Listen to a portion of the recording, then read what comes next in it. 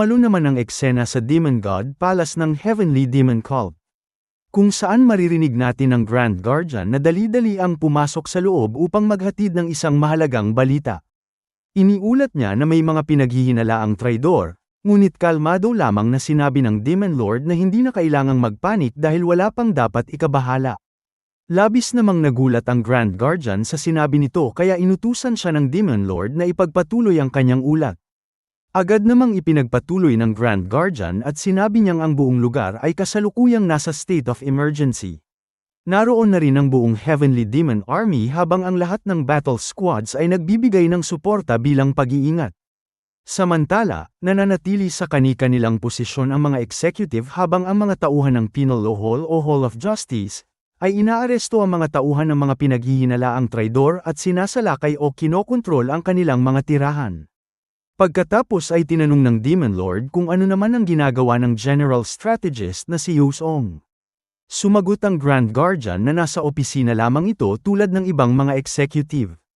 Ngunit naglabas ito ng emergency request sa Secret Division o Hidden Pavilion.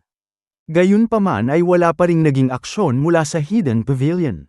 Nang marinig yun ng Demon Lord ay agad niyang naunawaan ang lahat at napagtanto niyang alam din ni Yusong na hindi totoong pagtataksil ang nangyari. Dahil kung naniniwala talaga ang Hidden Pavilion na may tunay na mga traidor ay matagal na sana itong kumilos. Napaisip ang Demon Lord at sinabi sa kanyang sarili na alam niyang may malaking bagay na gagawin si Rayang. Ngunit hindi niya inaasahang magiging ganito ito kapanganib. Lalo na dahil kailangan itong harapin ang magiging resulta ng kanyang ginawa. Pagkatapos ay naalala niya ang sinabi ni Rayang sa kanya noon na gagawin na lamang daw niyang tunay na traidor ang taong pinagbintangan niyang traidor. Dahil ang mahalaga lang daw ay ang magiging resulta sa huli. Dahil dito ay napangiti ang Demon Lord. Samantala ay sinabi ng Grand Guardian na kung sadyang nagpakalat si Rayang ng maling impormasyon upang magkaroon ng kalamangan sa laban para sa succession. Isa itong napakabigat na krimen. Ngunit kalmado lamang na tumugon ng Demon Lord at sinabi niyang hindi pa nila alam kung talagang nagkasala ng pagtataksil ang dalawang prinsipe. At bago matapos ang kanilang pag-uusap ay idinagdag niya na minsan, ang isang kasinungalingan ay maaaring maging katotohanan. Hindi naman inaasahan ng Grand Guardian na yon ang magiging sagot ng Demon Lord. Ngunit kalmado lamang siyang sinabihan nito na huminahon muna at magpahinga upang makapagpagaling. Agad namang sumagot ang Grand Guardian na susundin niya ang utos at magpapaalam na siya. At nang tuluyan na siyang umalis ay napaisip ang Demon Lord na bagamat kahanga-hanga na hindi nililimitahan ni Rayang ang kanyang sarili upang makamit ang kanyang layunin. Responsibilidad pa rin itong harapin ang mga kahihinatnan ng kanyang mga ginawa. Pagkatapos ay bigla niyang binasag ang lalagyan ng alak na hawak niya at tinitigan ang kanyang kamay bago muling mag-isip. Sinabi niya sa kanyang sarili na kung hindi makakamit ni Rayang ang resultang gusto niya, hindi siya nito palalampasin kahit pa may espesyal siyang pagtingin dito. Samantala ay bumalik ang eksena sa Jameru Tavern kung saan maririnig ang isang tao na sumisigaw na may traidor na tumatangging magpaaresto at kailangang hulihin ito. At makikita na si Sadang pala ang tumatakbo pababa ng hagdan habang buhat-buhat si Yomin. Ngunit bago pa tuluyang maging magulo ang loob ng tavern ay naalala ni Sadang ang sandaling kinausap siya ni Rayang gamit ang telepathy. Sinabi sa kanya ni Rayang na kapag nagsimula ng maging magulo ang sitwasyon ay dalhin niya si Yomin at agad na umalis. Dahil naniniwala siyang alam ni Sadang kung ano ang pinakamabuting gawin pagkatapos noon. Habang patuloy na tumatakbo at buhat-buhat si Yomin ay napaisip si Sadang tungkol sa mensaheng natanggap niya mula kay Rayang at napagtanto niyang ang paggamit nito ng telepathy ay isang uri ng whispering technique. Kaya lalo siyang nagtaka kung paano nalaman ni Rayang na mangyayari ang lahat ng ito at kung kaninong panig kailangang kumampi si Yomin sa magulong laban na ito upang manatiling ligtas. Nang tuluyan silang makalabas ng tavern ay agad silang hinarap ng mga sundalo ng Demon Cult at sinigawan si Sadang na huminto at ibunyag ang kanyang pagkakakilanlan. Agad namang nagpakilala si Sadang at sinabi niyang isa siyang maid na naglilingkod kay 7th Young Lady at may isa sa mga traidor na nagdudulot ng kaguluhan sa loob. Nagulat ang pinuno ng Demon Army nang marinig yun at nagtaka kung bakit naroon ang 7th Young Lady. Kaya agad na ibinaba ni Sadang si Yomin at siya mismo ang nagpakilala bilang Yomin Che. Agad namang yumuko ang pinuno ng Demon Army at magalang na binati ang 7th Young Lady habang humingi rin ito ng pangunawa sa kanilang naging asal dahil sa kasalukuyang sitwasyon. Naunawaan naman yun ni Yomin kaya agad na nag-utos ang pinuno ng Demon Army na ihatid ang 7th Young Lady at ang kanyang maid sa isang ligtas na lugar habang ang iba naman ay palibutan ang pavilion. Agad na sinunod ng mga tauhan ang kanyang utos at habang nasa labas ay patuloy na nakatingin si Sodang sa loob ng tavern habang napapaisip tungkol kay Rayang. Sinabi niya sa kanyang sarili na napakadelikado ni Third Young Lord at higit na mapanganib kaysa sa kanyang inaakala.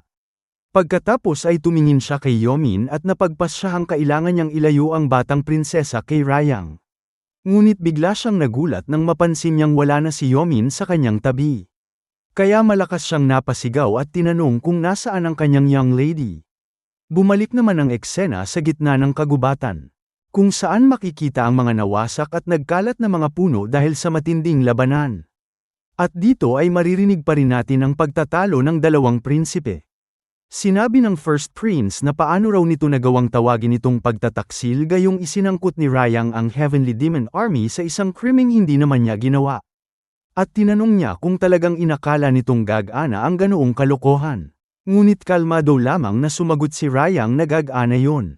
Sinabi naman ng First Prince na dadalhin niya si Rayang sa Demon God's Palace upang patunayan ang kanyang pagiging inosente. Ngunit nakangiting sumagot si Rayang na mukhang natatakot na raw ang First Prince dahil mas madaldal ito kaysa dati. At walang kabog-abog ay biglang kumilos ang First Prince. Tumalon siya patungo kay Rayang at bago pa man pakawalan ang kanyang malakas na atake ay malakas niyang sinigawan si Rayang na tumahimik na ito at tinawag na bastardo. Pagkatapos ay isang napakalakas na sipa ang pinakawalan niya. Ngunit agad itong nasangga ni Rayang gamit ang kanyang dalawang braso. Subalit dahil sa tindi ng lakas ng sipa ay napaatras siya ng ilang hakbang. Ngunit hindi man lang nabahala si Rayang at sa halip ay nakangiti pa niyang sinabi na medyo malakas pala ang tama nito. Habang napaisip naman siya na tunay ngang malakas ang First Prince at kahanga-hanga rin ang bilis nito. Para bang bawat kalamnan sa katawan nito ay punong-puno ng napakalaking lakas. At bago pa man siya makapag-isip ng husto ay agad na sinundan ng First Prince ng isa pang malakas na sipa.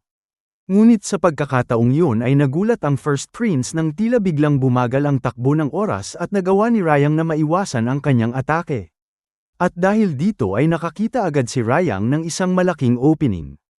Mabilis siyang nag-counter-attack, isang malakas na back fist ang pinakawalan niya at direkta nitong tinamaan sa mukha ang First Prince. Sa lakas nito ay nasaktan ang First Prince at tumilapon siya palayo. Sa kabila nito ay nanatili pa rin siyang nakatayo at siya ay napapaisip. Napatanong siya kung anong klaseng galaw daw yun. Nagsalita naman si Rayang pagkatapos at sinabihan ang First Prince na napakalaki raw ng pagtitiwala nito sa kanyang sarili. Nagtataka naman ang First Prince kung ano ang ibig sabihin ni Rayang. Kaya sinabihan niya ito na hindi ba raw sinabi ng First Prince kanina sa kanya na ang kanyang martial arts daw ay mas superior kaysa sa kanya. Dagdag pa ni Rayang na ang sobrang kumpiyansa ng First Prince sa sarili nito ang siyang magiging kahinaan nito. Ngunit matapos marinig yun ay hindi na sumagot ang First Prince. Sa halip ay dahan-dahan nitong inabot ang parang sinturon sa kanyang baywang. Isa pala itong sandata at agad na nanlaki ang mga mata ni Rayang nang makita niyang isang espada pala ang inilabas ng First Prince. Saka sinabi ng First Prince kay Rayang na wala raw itong sense of urgency. At nang makita ni Rayang ang paraan ng paghawak nito sa espada ay may bigla siyang naalala. Napansin niya na ang sword grip ng First Prince, at ang paraan ng kanyang paghugot ng kanyang espada, pati na rin ang murderous intent na kanyang nararamdaman mula rito, ay eksaktong kapareho daw sa estilo ng Head of the Hall of Justice, o ng pinuno ng Penal Law Hall na si Gogo. Pagkatapos ay sinabi ni Rayang sa First Prince na eksaktong kapareho ng martial arts nito ang ginagamit ng Penal Law Hall Master na si Gogo. Ayon kay Rayang, iisa ang kanilang sword grip, ang paraan ng paghugot ng espada, at maging ang killing intent na ibinubuga nila. Idinagdag pa niyang iisa lang ang ibig sabihin noon. Hindi pangkaraniwan ang relasyon ng First Prince kay Gogo. Galit namang itinutok ng First Prince ang kanyang espada kay Rayang at pasiga niyang sinabi na si Gogo ay isa lamang daw siyang talunan. Kaya tinanong naman siya ni Rayang kung napapansin ba niyang sobrang dramatic ng kanyang reaksyon sa tuwing binabanggit niya ang pangalan ni Gogo. Ngunit bago pa man siya makasagot ay mabilis na kumilos ang First Prince at agad siyang inatake gamit ang kanyang espada. Isang napakalakas na slash attack ang pinakawalan nito ngunit mabilis itong naiwasan ni Rayang kaya ang espada ay tumama sa mga puno sa kanyang likuran. At habang umiiwas ay napagtanto ni Rayang na kilala niya ang ganitong klase ng atake.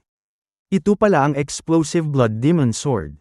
Isang teknik na may napakalaking explosive power at matinding killing power. Pagkatapos nito ay mabilis ding kumilos si Rayang para magsagawa ng counter-attack. Tumalon siya patungo sa First Prince at nagpakawala ng isang napakalakas na sipa na direktang tumama sa mukha nito. Bakas agad ang sakit sa mukha ng First Prince at lalo lamang itong nagalit kaya pasigan itong sinabi kay Rayang na mamamatay na raw siya.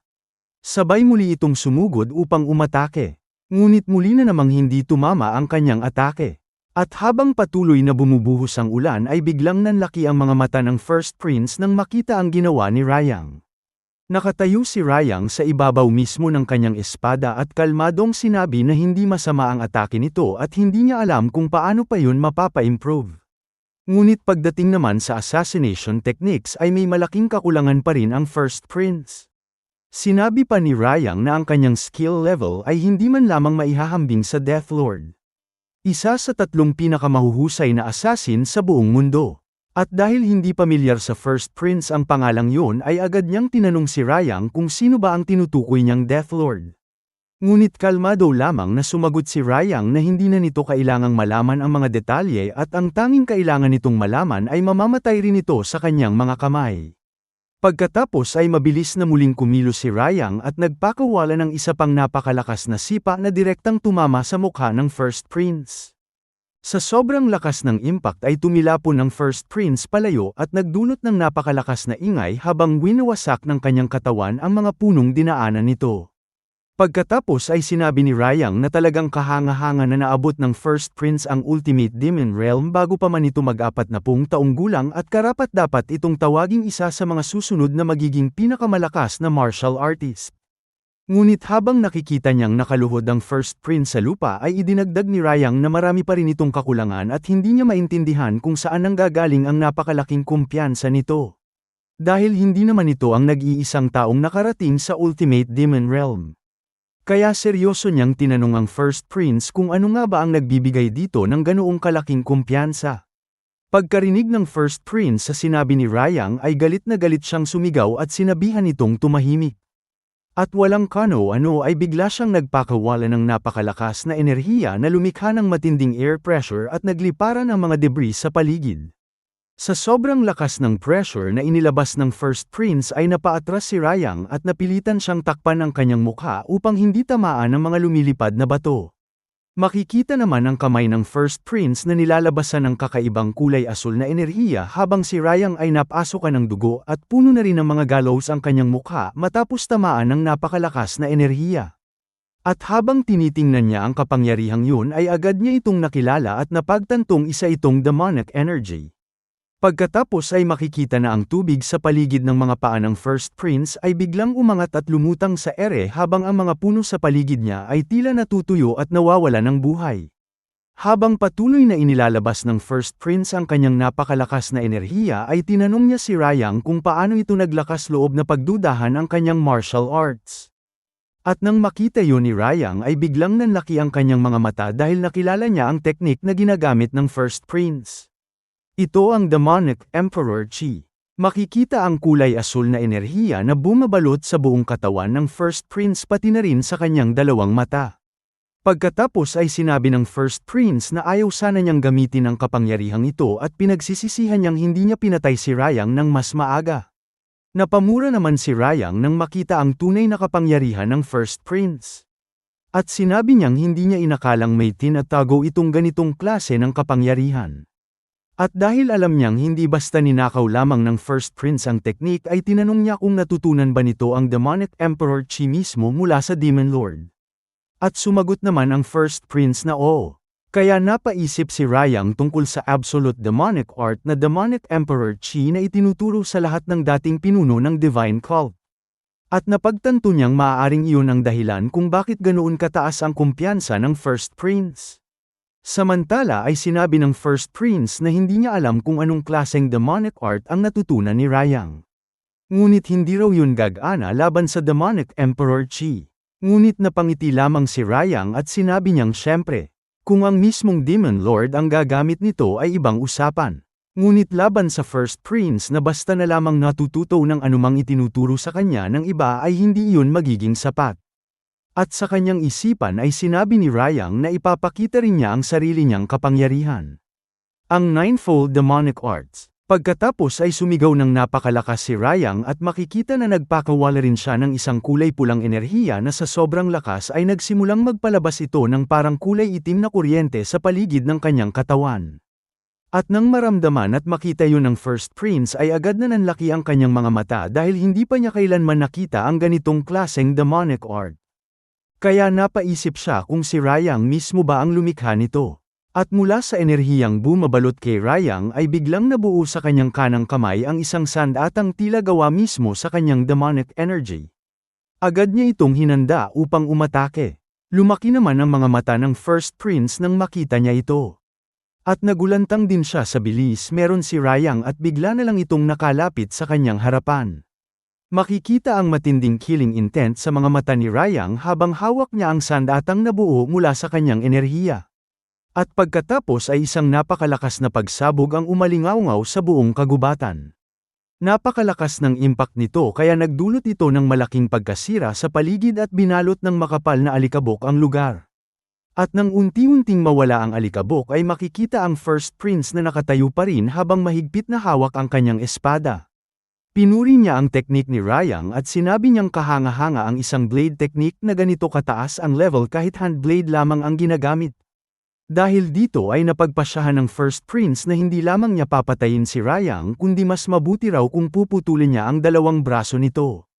Ngunit nakangiti lamang na tumugon si Rayang habang itinataas ang kanyang kamay na may muling nabubuong sandata na tila isang espada mula sa kanyang enerhiya. At buong kumpiyansa niyang sinabi sa First Prince na maaari daw nitong subukan. At dito na natatapos ang chapter na ito. Salamat.